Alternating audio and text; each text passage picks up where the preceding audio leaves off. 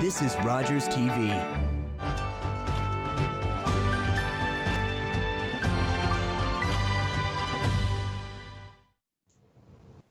Hello and welcome to the special edition COVID-19 Rogers TV program. I'm Carol Merton, and before I welcome our first guest today, I want to share a few thoughts with you. On Thursday, January the 14th, 2021, as part of the declaration of the second provincial emergency, a stay-at-home order was issued. This order was certainly putting into place new and existing public health restrictions aimed at limiting people's mobility and reducing the number of daily contacts with those outside an immediate household. We are all now on the front line. We are all working together to stop this virus from spreading. The virus will seek every opportunity it can find to spread by finding loopholes. Let's not give it that chance. If you wonder if what you are planning to do meets the limits outlined by the government, check first. Call the experts at the health unit. When in doubt, check it out before you proceed. This is hard work for all of us. It is hard to be isolated and have our daily lives and our daily routines disrupted. And we are all weary. Essential workers in healthcare, long-term care and retirement homes, public health, first responders, our pharmacies and local businesses, and so many others need our support now more than ever as we move through this time together. Never underestimate the value and importance of what we are doing by following the public health unit guidelines. The sacrifices that we make each and every day are helping to prevent the spread of COVID-19, and we are saving lives. Thank you for what you're doing, and thank you to our first guest who's joining us today. I'm pleased to welcome Tim Nicholls-Harrison from the Owen Sound and North Grey Union Public Library. I wanted to make sure I got the right title in there. Welcome, Tim, and thank you for being on the program today. It seems not that long ago that you and I chatted, and yet time has gone by, and I'm anxious to learn more about what the library's been doing during the COVID-19 pandemic. Thank you for sharing your information. You gave me a bunch yesterday by email, and I started to highlight all of the key points. So I'm going to turn it over to you and let you profile what the services are and what new services are going on during COVID-19. So welcome, Tim. Well, it's very timely because our new newsletter will be coming out just at the end of the month. And so it will be available on our library website, and many of our members get it emailed, but it gives people an opportunity. If they go to the library website, they can check under the news section, and the current newsletter, January is there, but soon the February one will be there, and we'll be able to talk about what's happening. As you know, because of the lockdown and stay at home, many services have been canceled.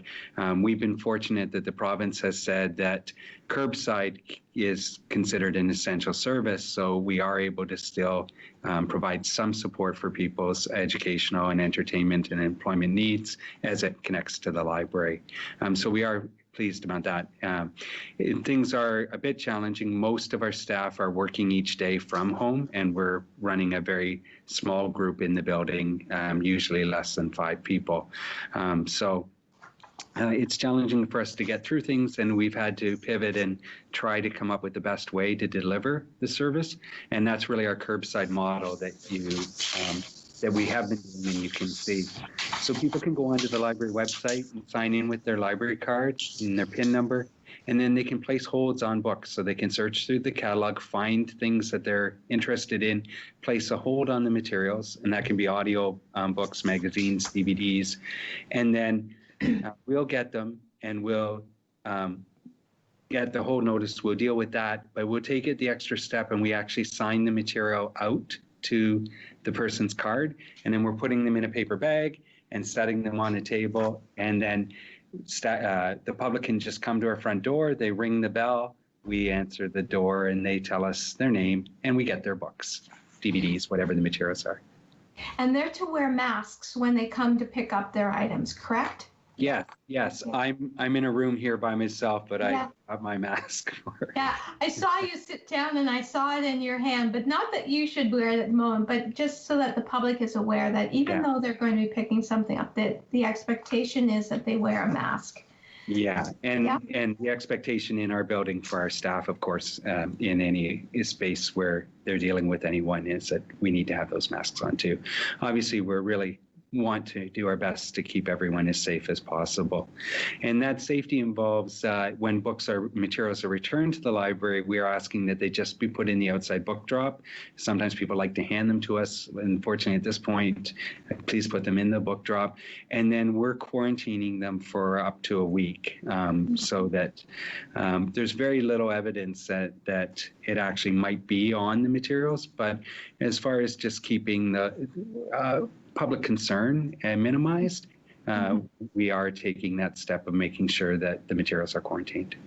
So it's not just people that get quarantined. The books are getting quarantined and the tapes, but it never hurts to be really careful, right, in this day and age. So that's about the pickup. Where did you want to take us next? Because I have a whole bunch of categories, but I'm going to let you. Well, one of the things that definitely, let's talk about our online resources, because that's things that everyone can access from their home, and many people may not be aware of it. So long-standing, we have a number of resources like Mango that you can go online and you can learn a language. There's over 70 languages that you can learn for free with your library card. And they're really great tutorials because they're on different topics and themes, so you can immerse yourself as much as you're interested in learning the new language. We have a service called Novelist. And lots of times people will say, I've been reading Clive Cussler, but I'd like to read something else, and they fall back on certain things. And the really cool thing about Novelist is you can go in and say, I like this author, I like Stephen King, and it will suggest read-alikes, other books or other authors that you might enjoy.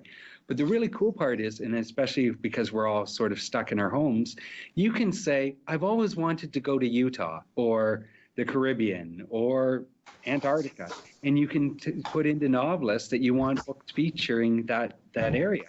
And so it will come up with those suggestions. Or again, you can say, I'm really interested in romance novels that are set in a historical setting that have a strong female protagonist. And it will make those recommendations. Excellent. So that's a great service, one to take a look at. And then in our core, we moved away from Hoopla. So Hoopla was a service that offered audiobooks, ebooks, and movies and television shows and music, except the cost for the service became prohibitive for us in a smaller market. It would have almost been cheaper for us to buy people Netflix subscriptions than to continue to pay for it. That we need to have some other alternatives. And one of them that we have been using for a number of years is Libby Overdrive. And next month, you'll find that embedded in Libby Overdrive are magazines. And there's over 3,000 magazines that you can read from there. The current issue and back to 2 or possibly 3 years for the magazine. The magazines is new. That one's brand new. We had a service called RB Digital, and we had access to about 50, 60 magazines. And Overdrive bought RB Digital and said, hey, we want to make it available with a lot more content. And so we're really excited about that one. The other service that we're just launching, and you'll see in the next month showing up, is what was originally called Lynda. And it was bought by LinkedIn, and it's now LinkedIn for Libraries. And it provides you access to over 4,000 courses that you can take for free. So if you have an interest in photography or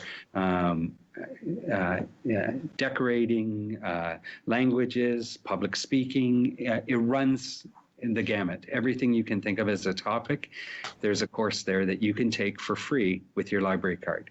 Wow. What you're describing to me a couple of things. The library's moved into people's homes. It's a whole different way for people to be part of the library, but to have the resource. And the online is 24/7. So if they're awake in the middle of the night and they can't sleep, they have a way of accessing information. Yeah, and the really cool thing is that before you might be wondering, hey, I don't know what I want. And now you have so many more choices. So you can dive in and go, yeah, this interests me. Oh, I had no idea I could do this. And, sometimes people say things like, with the internet, or why do we need libraries? And this is why, because it gives us an opportunity to actually get the resources and make them accessible to everybody, not just a limited few people. And at a price that's affordable. Not everyone can afford.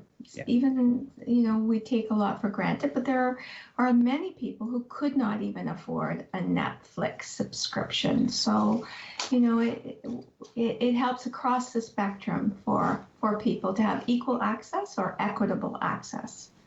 And Carol, that's a really good point. And one of the things that we've been fortunate during COVID, we were able to, through some funding from the federal government, flow through the United Way and the Community Foundation, Grey Bruce, we received some funding to be able to put some Chromebooks and some Kindle Fires available that people can sign them out. So if you don't have a computer in your home and you need one, we actually have a few Chromebooks available that people can sign out. In the next little while, we're just finishing up with them. We'll have the Kindle Fires available. And then our next step that we're looking at having completed in the next month is that we're actually looking at some wireless hubs so that people can sign it out with your library card. A number of libraries have been doing this for a while, and it provides internet access to somebody who might not be able to afford that or have that in the current situation. So we have really tried to look at that digital divide and understanding that if part of the idea is that people want content from the library, but they may not have the device, how can we help? How can we assist in some way with that? Recently, I attended a conference this week, actually, and they talked about the importance of people being connected by internet and broadband.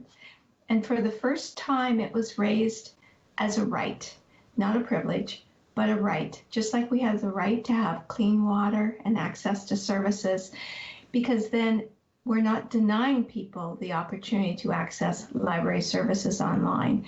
And I thought that was an interesting perspective. Your thoughts about that, Tim? I totally agree. It's challenging, but when you look at what we need in this day and age to communicate, not having that access really limits what people can do and how they can participate in our society. Yeah. So you've got some exciting new things. I'm reading the Ontario Parks passes are one. Did you want to talk about that? That captured my attention. So from Ontario Parks, they've provided to libraries 3 free day use vehicle permits that you can use. So people can plan a holiday on a weekend or whatever, and they can come in and they can sign out one of the park passes and be able to use that. We are currently working with the local conservation authority on doing something similar too. So we really see this again is that checking out additional things in our community by using your library card. Now, there's a couple of other things I noticed. One was a banned book chat. Yeah. So one of the other. So I did read this information. I do want you to know I did read what you sent me. That's awesome. And the cool concept behind that one is that the people getting together are looking at doing their own reading, but then being able to look at and talk about that specific book. And so we have a list of books that have been banned in the past, not by our library, but in the world. And it certainly gives people an opportunity to dive into that and sort of have an understanding of why would a book be banned and how appropriate is that, especially as we're understanding that. I certainly had never heard about the Freedom to Read Week. Now that's coming up February 21st to 27th. So this initiative is part of that, correct? Yeah, it comes from the same theme, banned book week and freedom to read. A lot of times when books are referenced as banned, they may not actually be banned fully. It might have been a school board or a specific place that has censored the material or said that it's not appropriate. And what freedom to read says, we should all have that opportunity to read what we want to read, what we like to read. Yeah. And to learn from it, right? And to learn, yeah. So our Owen Sound Poet Laureate has a legacy project launch, and I'm wondering if you want to chat about that. Thank you. That's an awesome one for us to jump into. Richard Eve Satosky has been our Poet Laureate during COVID, and that has been an incredibly challenging role. And Richard has risen to the demands of it and excelled. It has been so impressive. So he's created videos that you can access on YouTube called The Practice of Poetry that talk and teach about poetry. He's made recommendations on materials for us to include in the library. He's had regularly Thursday afternoon poet sessions on Zoom, and lately he's been pulling in international poets from around the world. Wow. Participating in it. It's just sensational. And then on top of all that, he's completed his legacy project. Each term that we have our poet laureates, they have a legacy project that they work on. And the one that he came to us, came to the Poet Laureate Committee to do was centered on the environment and utilizing a multimedia approach. And so the book has in it embedded multimedia that you can view with your phone. So it's an incredible activity. And the illustrations are from artists from this area and beyond. And we're going to be highlighting and showcasing it on February 16th. That's really breaking edge technology and poetry combined. I mean, that's amazing, amazingly creative. I'm just pulling up the page so I make sure I haven't forgotten anything in talking about. So I should tell you that the book is called No Sleep Till Eden, and on February 16th, it starts at 7 p.m. So we really encourage everyone to join us on Zoom. The information is in our next newsletter, and it's also on our Facebook page, and you can find the information on the library website. And when we were talking about that interactive, I really want to give nods to KP9 Interactive. They're an Owen Sound company, and they worked with Richard on this, and it really is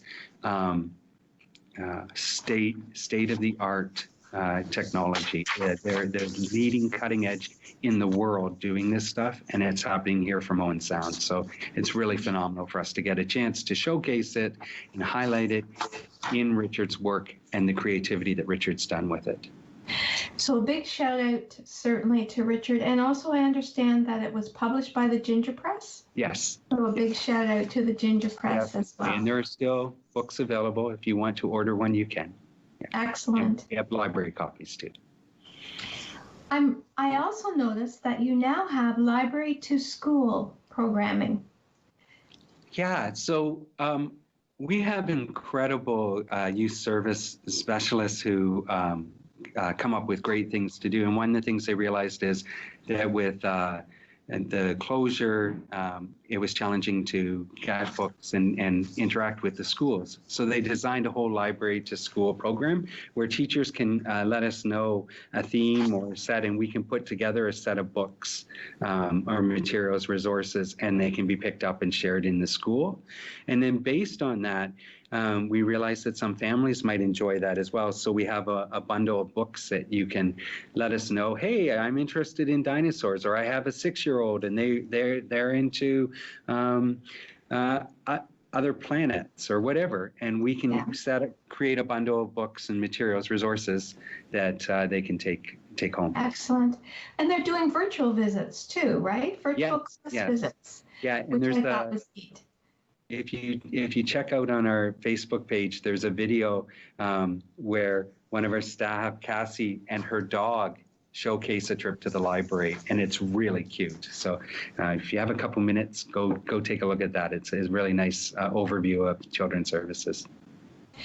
So in addition to that, you have some craft kits, you have Lego club building challenges. So maybe you could talk a little bit, Cozy Kids and Caregivers Book Club. Maybe you can speak a little bit about that. Sure. So we have ongoing story times that are on Facebook and YouTube.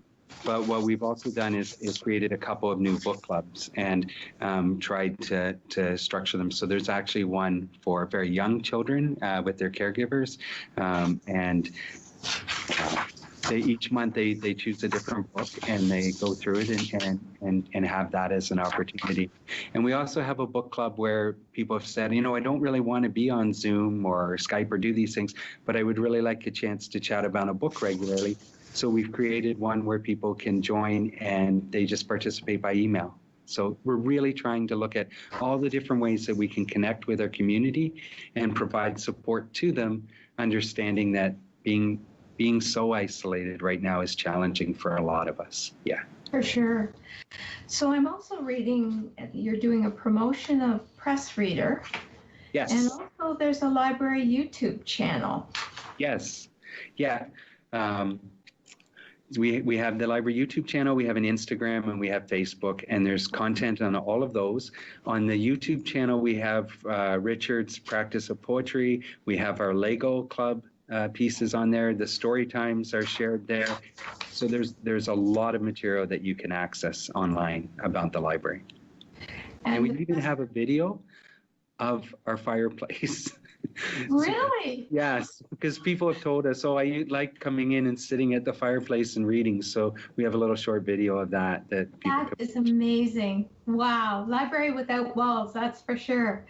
Carol, I have to tell you, I work with amazing people and they come up with fantastic ideas and they're always creating new things and looking at what's happening in other libraries and other communities. And it really is the work of all of them that makes the library look so great. I'm very fortunate. I work in an incredible place. In many places, we hear the term wraparound services. And I truly believe that the library, from how you're describing it, is a wraparound service wrapping around people's homes, that you're out there supporting people in their home environment, not just having people come, which of course we can. And it's a wonderful wraparound to help people through this time, for sure. Now, we haven't talked about teens much, but you do have a program for teens as well as adult crafts. Yes. A number of the craft programs, they're takeaways, so they could be doing a little bit of weaving or crochet or paper mache. It really runs the gamut. And so we have some that have been put together for some younger children. We have ones that have been put together for teens, and then we also have done some for adults. And sometimes there's an overlap, but when you take a look through the newsletter, you can really see there's a variety of those crafts. Yeah, which is great. So what haven't we covered that you really want to profile? Because this list is amazing. We haven't even touched on, I don't think, half of what you're offering at the moment. Well, let me tell you my biggest plea at the moment, that if I can talk to your audience and tell them, your library card needs renewed. You have to renew it. If you don't renew it, then you don't show as a member, okay? And so a lot of people think that I got my card, I got it 2 years ago, 5 years ago, 8 years ago, I'm a library member. You're probably not, okay? So I really encourage people, call us. If you finish, and give us a phone call and check and see if your card's up to date, and check if your email address is up to date, or if you've given us an email address, because if not, then you miss out on finding out about all of the different programs, and it might not even be a program for you. You may find something in there that's really good for another family member or someone that you care about, and if they don't know about the program, but if you see it, you could share that with them. So that piece, that plea ongoing, because we deal with three municipalities and the Meaford Public Library, our memberships have to be renewed regularly. And if you haven't renewed a membership, if you're not getting our newsletter, do check in with us, because we want to make sure that you know what we're doing, because we want to be doing them for you. So for those people who are moving into our community, Yep. Can you briefly outline the process for someone to get, especially in COVID-19 days where, Sure. How do people do it? Well, usually what we'd say is, come on in and see us and we'll show you the library, take you on a tour. It's going to be fun, but we can't. So if you send us an email, we'll send you the information that we require to get a library membership. It's really easy. We send it to you. You just hit reply and you fill in the answers, and then we can get a card out to you. So we'll send you the information for your card and get everything set. We do need to verify that people live in Georgian Bluffs, Chatsworth, Owen Sound, or the municipality of Meaford. But there are ways that we can do that without you sending us your driver's license or anything like that. Okay? Okay. Yeah. And so, telephoning saying I moved in the area, or emailing the library as well? Email will work. Yeah. info@owensound.library.on.ca. Yep, we will take care of it. I would assume that it's really critical in this day and age for you to be able to keep the numbers of members up as you're trying to develop programs. Sure, it is. Right now, we're down about 20% year over year, and we know that's because of COVID. Right now, in December, when people could use the library and come in, we had about 30% of the visits that we typically would have in December. But Carol, the really cool thing was we still circulated 80% of the material that we circulated at the same time last year. Wow. So it means there's a real demand. People are using our services. It just, we're not able to reach as many people. So having this chance on your show today, I really appreciate it. Thank you. I've been delighted to speak with you, Tim, and I hope you will come back again, because there's always new things coming forward at the library. And if we can help the library reach out to others, that's what we're here for. So thank you. Thank you so much. Thank you. My pleasure. Thank you to our viewing audience for joining us today. Please join us again to learn more about programs and services available to you. Take care. Stay safe. Thank you.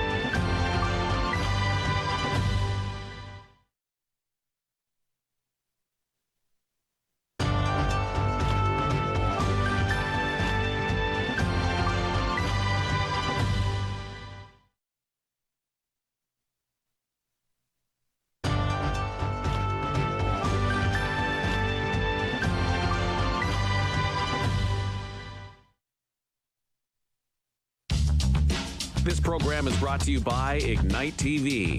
Now you're in command. Visit Rogers.com for more details.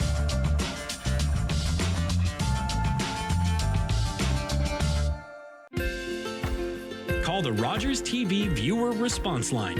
Email us or connect with us on social media.